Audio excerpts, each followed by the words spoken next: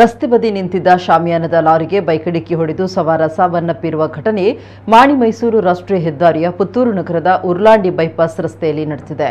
ಕುಂಜೂರು ಪಂಜ ನಿವಾಸಿ 36 ವರ್ಷದ ಸುದೀಪ್ ಚೊಕ್ಕಾಡಿ ಮೃತ ಬೈಕ್ ಸವಾರ. ಸುದೀಪ್ ಮಚ್ಚಿನೆಲೆ ಮನೆಯಿಂದ ನೇರಳೆಕಟ್ಟೆಯಲ್ಲಿನ ತಂಗಿ ಮನೆಗೆ ಹೋಗ್ತಾ ಇದ್ದಂತಹ ವೇಳೆ ಈ ಅಪಘಾತ ಸಂಭವಿಸಿದೆ. ತಕ್ಷಣ ಅವರನ್ನ ಆಸ್ಪತ್ರೆಗೆ ಸಾಗಿಸಲಾಯಿತಾದರೂ ಚಿಕಿತ್ಸೆ ಫಲಿಸದೆ ಆಸ್ಪತ್ರೆಯಲ್ಲಿ ಸಾವನ್ನಪ್ಪಿದ್ದಾರೆ ಅಂತ ತಿಳಿದು ಬಂದಿದೆ. ಪುತ್ತೂರು ನಗರ ಸಂಚಾರ ಠಾಣೆಯ ಪೊಲೀಸರು ಘಟನಾ ಸ್ಥಳಕ್ಕೆ ಭೇಟಿ ನೀಡಿ ಪರಿಶೀಲಿಸಿದ್ದು ಪ್ರಕರಣ ದಾಖಲಿಸಿಕೊಂಡಿದ್ದಾರೆ.